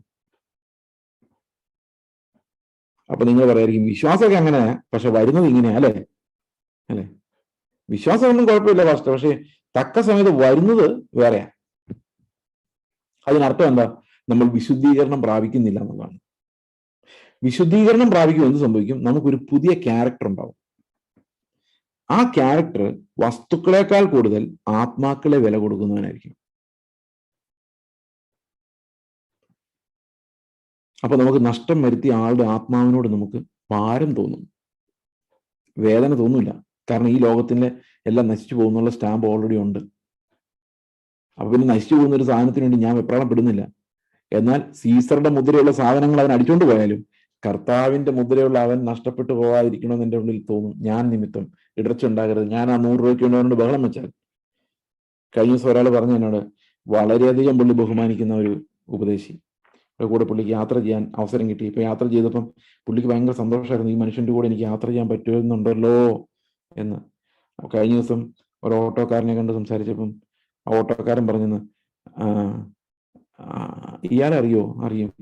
ഈ അയാൾ കഴിഞ്ഞ ദിവസം ഓട്ടോയിൽ കയറിയിട്ട് ഒരു 5 രൂപ ഞാൻ ചേഞ്ച് കൊടുക്കാനില്ല അതുകൊണ്ട് അയാൾ ഉണ്ടാക്കിയ ബഹളം. ഇയാൾ തലയിൽ കൈവച്ചു പോയി, എൻ്റെ ദൈവം, ഈ മനുഷ്യനാണോ സ്റ്റേജിൽ നിന്ന് തട്ടി വിടുന്നതെന്ന്. അപ്പൊ ശരിക്കും പറഞ്ഞാൽ ലൈഫായി മാറാത്ത ഫെയ്ത്ത് ഉണ്ട്. അതായത് ക്രിസ്തു മരിച്ചെന്ന് എനിക്കറിയാം, വിശുദ്ധ ജീവിതം നയിക്കണമെന്ന് എനിക്കറിയാം, പക്ഷെ എൻ്റെ 5 രൂപ പോകുമ്പം എൻ്റെ ലൈഫിനെ തോണ്ടുമ്പം, ഹർട്ട് ചെയ്യുമ്പം എനിക്ക് സഹിക്കാൻ പറ്റത്തില്ല. ഞാൻ അനാഥശാലയ്ക്ക് ഒരാൾ എന്നോട് തമാശയായിട്ട് പറഞ്ഞാണ്, തമാശയിലെ കാര്യമാണ് അവരുടെ കാര്യമായിട്ട് പറഞ്ഞു, അവരുടെ വീട്ടിൽ നടന്ന കാര്യം, സോറി തമാശ എന്ന് പറഞ്ഞതിന്. അവര് ഏതോ വിവാഹ വാർഷികത്തിന്റെ അന്ന് ഓർഫനേജിൽ കുറച്ച് ഫുഡ് കൊടുത്തേക്കാന്ന് വെച്ചാൽ ചോറാണ്, ചോറ് ബിരിയാണി എന്നുണ്ട്. ഇവരീ പോകുന്ന വഴിക്ക് ഒരു പാവപ്പെട്ട ഭിക്ഷക്കാരൻ ഒന്ന് കൈ നീട്ടി എന്തേലും കഴിക്കാൻ തരണേന്ന് ചോദിച്ചു. ഇവർ പറഞ്ഞു, പോടാ നിന്റെ പണി നോക്കി എന്ന് പറഞ്ഞ് വേറെ വഴക്കുണ്ടാക്കിയിട്ട് നേരെ പോയി. എന്തിനാ പോയെന്നറിയോ? ഇത് ആർക്ക് കൊടുക്കാൻ? ഈ ഓർഫനേജിൽ കൊണ്ടുപോയി കൊടുക്കാൻ. അവർക്ക് ശരിക്കും ഇയാളോട് എന്താ സിമ്പതി തോന്നാഞ്ഞത്? അത് ശരിക്കും മനുഷ്യന്റെ സിമ്പതിയാ. അത് അവന് എന്തെങ്കിലും ബെനിഫിറ്റ് ഉണ്ടല്ലോ. ഇപ്പൊ ഓർഫനേജ് കൊണ്ടു കൊടുക്കുമ്പോൾ അവരുടെ ഒരു നന്ദി, നമ്മുടെ വീട്ടില് ഇത്രയും സാധനങ്ങളുമായിട്ട് ഇന്ന് വന്ന ചേസ് പാസ്റ്ററിന് നമുക്ക് നന്ദി സമർപ്പിക്കുക. എല്ലാവരും കൈയടിച്ച് അതിന്റെ ആ സുഖം വഴി കിടക്കുന്നതിനെ ഫുഡ് കൊടുത്താൽ കിട്ടുമോ? ഇല്ല. അപ്പൊ നമുക്ക് ഈ ഫെയ്ത്ത് ലൈഫ് എന്ന് പറയുന്നത്, ആ ഞാനല്ല ക്രിസ്തു അത്ര എന്നുള്ളത് ലൈഫായി മാറുന്ന ആ പ്രോസസ്സ്. നമ്മൾ വേറെ തൽപ്രവൃത്തിയിൽ ചെയ്യുന്നതല്ല, ലൈഫായിട്ട് മാറുന്ന ആ പ്രോസസ്സിനെയാണ് സാങ്ക്ടിഫിക്കേഷൻ എന്ന് പറയുന്നത്. ഭയങ്കര രസം അത്. നമുക്ക് ഫെയ്ത്ത് നമുക്ക് അവൈലബിൾ ആവുക. വചനം സംസാരിക്കുമ്പം, ആൾക്കാരുടെ ഇടപെടുമ്പം, നമുക്ക് നഷ്ടം വരുമ്പം, ക്രൂശ് നമ്മുടെ മുമ്പിൽ വരുമ്പോഴെല്ലാം ഈ ഫെയ്ത്ത് നമുക്ക് റെഡിലി അവൈലബിൾ ആവുകയാണ്. അത് വിശുദ്ധീകരണത്താൽ മാത്രമേ സാധിക്കുള്ളൂ. മനസ്സിലായി ഞാൻ പറഞ്ഞു? അപ്പോൾ ഒരാൾക്ക് വേണ്ടി എന്നെ നഷ്ടപ്പെടുത്താൻ എനിക്ക് പ്രയാസമില്ലാതാവുകയാണ്. ഞാൻ സാങ്ക്ടിഫിക്കേഷൻ എന്താണ് എന്നൊരു കൺസെപ്റ്റ് എക്സ്പ്ലെയിൻ ചെയ്യാൻ ശ്രമിക്കും. അപ്പൊ ക്രിസ്തുവിന്റെ ഒരു ക്യാരക്ടർ നമ്മുടെ ഉള്ളിലേക്ക് ആത്മാവ് തരുക. അത് ആത്മാവിന്റെ പണി. നമ്മൾ വിചാരിക്കുന്ന ആത്മാവിനെ പ്രാപിച്ചോ, നമ്മൾ ചോദിക്കുന്ന അന്യഭാഷ പ്രാപിച്ചോ എന്നാ. സഹോദരങ്ങളെ ആത്മാവിനെ പ്രാപിച്ചോ എന്ന് ചോദിക്കുമ്പം നമ്മൾ ഇതും കൂടെ ചോദിക്കണം, ക്രിസ്തുവിന്റെ ആത്മാവിനെ പ്രാപിച്ചോ? അവന്റെ ജീവന്റെ ആനന്ദം അനുഭവിക്കുന്നുണ്ടോ? ആ കാഴ്ചയ്ക്ക് അപ്പുറത്തുള്ള നിത്യമായ തേജസ്സിനെ നോക്കാൻ പറ്റുന്നുണ്ടോ? ആത്മാവ് എന്ത് കാഴ്ചകളാണ് നിങ്ങളെ കാണിച്ചു തരുന്നത്? ഓക്കെ, അപ്പോൾ sanctification is A spiritual process എന്ന് പറഞ്ഞാൽ അത് ആത്മാവ് നമുക്ക് തരുന്ന ഡിവൈൻ ക്യാരക്ടറാണ്, നേച്ചർ ഓഫ് ഗോഡ്. നമുക്കറിയാം മനുഷ്യൻ ബൈ നേച്ചർ പാപിയാണ്. അതുകൊണ്ട് ദൈവം എന്ത് ചെയ്യുന്നു? പുതിയൊരു നേച്ചർ, ദൈവത്തിന്റെ നേച്ചർ നമുക്ക് തരും. ഈ process is A slow process. ഈ സ്ലോ പ്രോസസ്സാണ് നമ്മൾ കൊളോസ്യ ലേഖനത്തിലും പത്രോസിന്റെ ലേഖനത്തിലും എബ്രായ ലേഖനത്തിലും അതുപോലെ യാക്കോബിന്റെ ലേഖനത്തിലും യോനയുടെ ലേഖനത്തിലും ഒക്കെ കാണുന്നത്. That slow painful process of sanctification. നമുക്ക് സാങ്ക്ടിഫിക്കേഷനിലൂടെ കടന്നു പോകാൻ ക്രൂശും കഷ്ടതയൊക്കെ വേണ്ടി വരും, ഡിസിപ്ലിനിങ് വേണ്ടി വരും. വചനം നമുക്ക് ജീവനായി മാറാൻ. ഉദാഹരണത്തിന് നിങ്ങൾക്ക് പലർക്കും അറിയാമായിരിക്കാം, എന്ത് കഷ്ടത ഉണ്ടെങ്കിലും നമ്മൾ നടത്തുന്ന ഒരു ദൈവമുണ്ട്. അത് വിശ്വാസം കൊള്ളാം, പക്ഷെ കഷ്ടത വരുമ്പോഴാണ് ഇത് വർക്ക് ചെയ്യുന്നുണ്ടോ നമുക്ക് പരിശോധിക്കാൻ പറ്റുന്നത്. Is it genuine or not? സമ്മതിച്ചോ? അപ്പോൾ ഒരു ഡിവൈൻ ക്യാരക്ടർ നമുക്ക് ലഭിക്കുക എന്നുള്ളതാണ് സാങ്ക്ടിഫിക്കേഷന്റെ പ്രത്യേകത. അതിന്റെ ഉദ്ദേശം ക്രിസ്തു നമ്മിൽ വസിക്കുകയും അവന്റെ സ്വഭാവം നമ്മുടെ പെരുമാറ്റങ്ങളിലേക്ക് വരികയും. അത് എഫേസ്യ ലേഖനത്തിൽ പറയുന്ന കൃപയുടെ ട്രാൻസാക്ഷൻസ് ആണ്, ട്രാൻസാക്ഷൻസ് ഓഫ് ഗ്രേസ്. അവന്റെ കൃപയുടെ വ്യാപാര ശക്തി, അത്യന്ത ശക്തി. ഈ വ്യാപാരം എന്ന് പറഞ്ഞാൽ എന്താ? വ്യാപാരം എന്ന് പറഞ്ഞാൽ കച്ചവടം. രാവിലെ നിങ്ങൾ പോയി 50 രൂപ കൊണ്ടേ കൊടുക്കുന്നു. ഇവിടെ കേരളത്തിൽ 2 മിൽമ പാക്കറ്റ് പാല് വാങ്ങിച്ചുകൊണ്ട് വരുന്നു. കച്ചവടം. അങ്ങോട്ട് പൈസ കൊടുക്കുന്നു, ഇങ്ങോട്ട് എന്തെങ്കിലും വാങ്ങി. അങ്ങനെ ഇപ്പൊ കൃപയുടെ വ്യാപാരം എന്ന് പറഞ്ഞാൽ എന്തുവാ? കൃപയുടെ വ്യാപാരം. ഭർത്താവ് രാവിലെ ഭാര്യയോട് ചോദിക്കുന്നു, എവിടെയാണ് എൻ്റെ കാറിന്റെ കീ? ഇപ്പം പൈസ കൊടുത്തു, ഇപ്പൊ മിൽമ പാല് 2 പാക്കറ്റ് കിട്ടും. എവിടെയാണ് എൻ്റെ കാറിന്റെ കീ? ഉടനെ ഭാര്യ, നിങ്ങൾ എവിടെയെങ്കിലും കൊണ്ടുവച്ച് അതിന്റെ എല്ലാം പിറകെ ഞാൻ നടക്കണോ? നിങ്ങൾ വെച്ചെടുത്ത് നോക്ക്. വെച്ചെടുത്ത് എവിടെന്നാ അറിയാമെങ്കിൽ നോക്കേണ്ട കാര്യമില്ല. അപ്പോൾ ഒരു വ്യാപാരം നടന്നു, പൈസ കൊടുത്തു, എന്തോ കിട്ടി. കൃപയായിരുന്നില്ല, രണ്ടും കൃപയായിരുന്നില്ല. അല്ലെ? നമ്മുടെ ട്രാൻസാക്ഷൻസ് ഒന്നും എന്തിനകത്തുള്ളതല്ല, കൃപയ്ക്കകത്തുള്ളതല്ല. പിന്നെ നമ്മുടെ യുക്തിയ. ഈ ഭാര്യ 100,000 പണിയുടെ രാവിലെ തിരക്കിനിടയിലായിരിക്കും ഈ പുള്ളി ഇതുമായിട്ട് വരുന്നത്. അപ്പൊ യുക്തി വെച്ച് നോക്കിയാൽ ഭാര്യയുടെ ചോദ്യം ഇതാണ്, ഇത്രയും കഷ്ടപ്പെടുന്ന എന്റെ കഷ്ടപ്പാട് കാണാതെ ഇതിനിടയ്ക്ക് ഇങ്ങേരുടെ കീ നോക്കിക്കൊണ്ട് ഞാൻ നടക്കണമല്ലോ എന്നുള്ളത് ആത്മരോഷമാണ് ഈ വരുന്നത്. ഭർത്താവിന്റെ ഇത് തന്നെ വരുമോ, ഇവൾക്ക് ഇവിടെ എന്നാ പണി, ഞാൻ കീ എടുത്ത് എവിടെയും അടുക്കി വെക്കേണ്ടത് ഇവളുടെ കടമയല്ലേ എന്നാണ് ഭർത്താവ് ചിന്തിക്കുന്നത്. ചിന്തിച്ച് ഇപ്പൊ കൃപയല്ല നടക്കുന്നത്, യുക്തിയാ. അങ്ങോട്ടും ഇങ്ങോട്ടും യുക്തി നോക്കും, ആരാ മിടുക്കനെന്നും മിടുക്കിയെന്നും കണ്ടുപിടിക്കാനൊരു വഴിയില്ല. കൃപയുടെ തരത്തിലൊന്ന് ആലോചിച്ച് നോക്കി. കൃപയുടെ തരത്തിൽ വരുമ്പോൾ ഹീസ് നോട്ട് ബ്ലെയിമിങ് എനിവൺ. അയാൾക്ക് ഈ ആണെന്നില്ല, അയാൾ തപ്പി മടുത്തു. അയാൾ പറയും, നീ എങ്ങാനും കണ്ടായിരുന്നോ, ഇവിടെ എങ്ങാനും ഇരിപ്പുണ്ടായിരുന്നോ, അതിനകത്തൊരു കൃപയുണ്ട്. അപ്പൊ ഉടനെ തിരിച്ച് സഹോദരി ചോദിക്കുകയാണ്, പെട്ടെന്ന് ചിലപ്പോൾ ടെമ്പറിൽ ഇരിക്കുകയാണെങ്കിൽ ചിലപ്പോൾ പറയും, എനിക്കറിയാൻ വയ്യ എന്ന് പറയുന്ന കൃപയല്ല. അപ്പൊ എന്ത് പറയണം, കണ്ടില്ലേ, ഞാൻ ഒരു നിമിഷം ഞാൻ നോക്കാം. ചിലപ്പോൾ നോക്കാൻ പറ്റില്ലായിരിക്കും. എന്നാലും നമ്മൾ ആ ട്രാൻസാക്ട് ചെയ്തപ്പം ഒരു കൃപ ട്രാൻസാക്ട് ചെയ്യാൻ പറ്റുവാണെങ്കിൽ നമ്മുടെ എല്ലാ സ്വഭാവത്തിലും ഇത് മനുഷ്യന് ഇങ്ങനെയൊക്കെ ചെയ്യാൻ പറ്റും കേട്ടോ. മനുഷ്യൻ ചെയ്യുന്നതിനെ കുറിച്ചല്ല ഞാൻ പറയുന്നത്, ക്രിസ്തുവിന്റെ ക്യാരക്ടർ ഇങ്ങനെ ട്രാൻസ്മിറ്റ് ചെയ്യപ്പെടാൻ പറ്റുവാണെങ്കിൽ എത്ര ബ്യൂട്ടിഫുൾ. നമ്മുടെ കുഞ്ഞുങ്ങളോട് നീയൊക്കെ നന്നാവോടാ, ഗുണം പിടിക്കോടാൻ ചോദിക്കുമ്പോൾ നമ്മൾ എന്തൊക്കെ ട്രാൻസാക്ട് ചെയ്യുന്നുണ്ടാവും, തിരിച്ചെന്തൊക്കെ പറയുന്നത് നിങ്ങൾ കേൾക്കുന്നില്ല. കാരണം നിങ്ങളെ കേൾപ്പിക്കാനുള്ള ധൈര്യം അവനില്ല. അത് അണ്ടർ ടോൺ ആയിരിക്കും, മട്ടറിങ്. കൃപയല്ല ഒഴുകുന്ന വേറെ എന്താണ്ടൊക്കെയാ. അതിന്റെ കാരണം നമുക്കിതെല്ലാം അറിയാമെങ്കിലും ഇത് നമ്മുടെ ഒരു ക്രൂശിന്റെ മധ്യത്തിൽ ഇത് അവൈലബിൾ ആകുന്നില്ല. സാന്റിഫിക്കേഷൻ എന്ന് പറയുന്നത് ദൈവത്തിന്റെ കൃപ നമുക്ക് ട്രാൻസാക്ഷന് വേണ്ടി അവൈലബിൾ ആകുന്നു എന്നുള്ളതാണ്. മനസ്സിലാവുന്ന ഞാൻ പറയുന്നത്, we get that for the transaction. എനിക്കത് കിട്ടുന്നുണ്ട്. ആ സാവധാനത, ക്ഷമ, കരുണ വരുന്നുണ്ട് ബൈ ഫെയ്ത്ത്. എന്റെ ശരീരത്തിൽ വരില്ല, ബൈ ഫെയ്ത്ത്.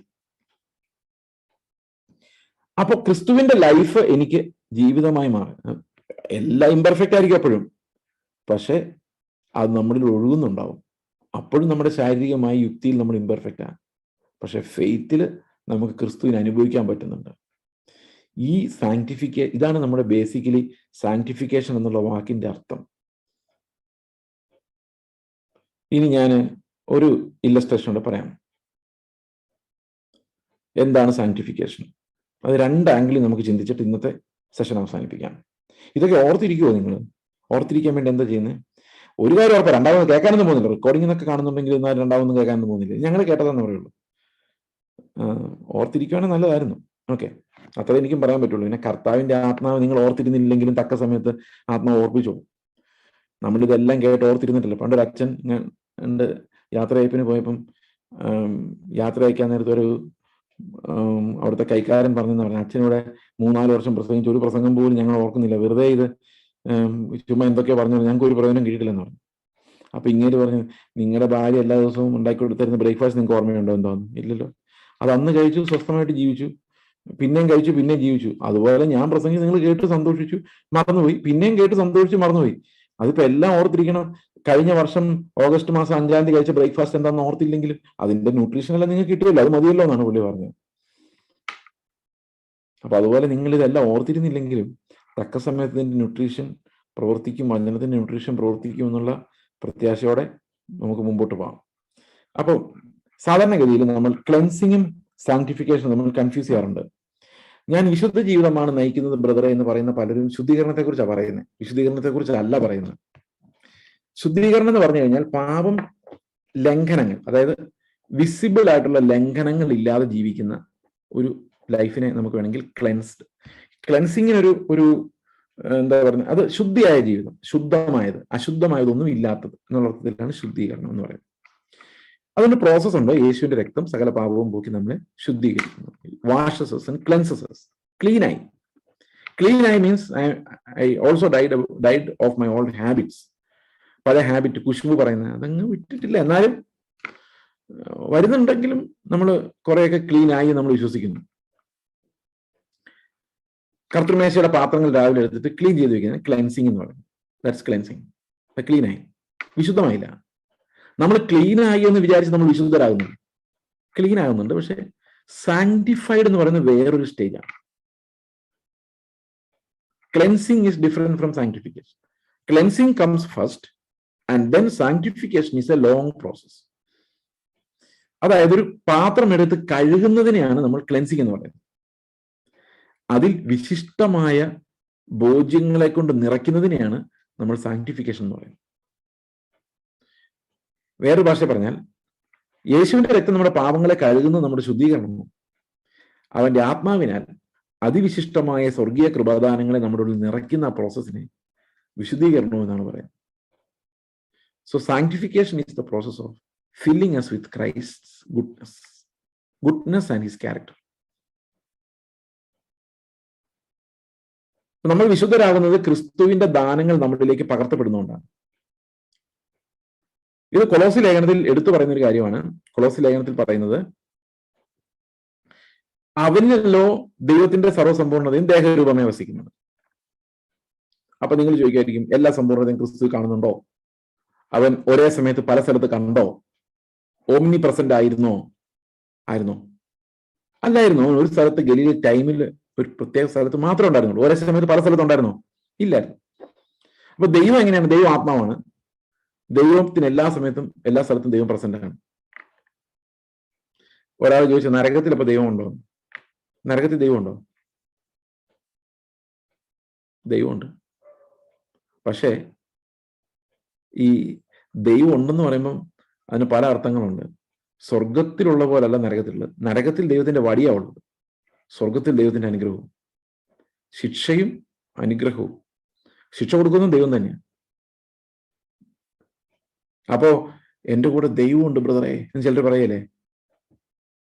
അതിനർത്ഥം എന്താ? വേറെ ആരും കൂടെ ദൈവം ഇല്ലേ? എല്ലാവരുടെയും കൂടെ ദൈവം ഉണ്ടല്ലോ, എല്ലാവർക്കും ദൈവം ഉണ്ടല്ലോ.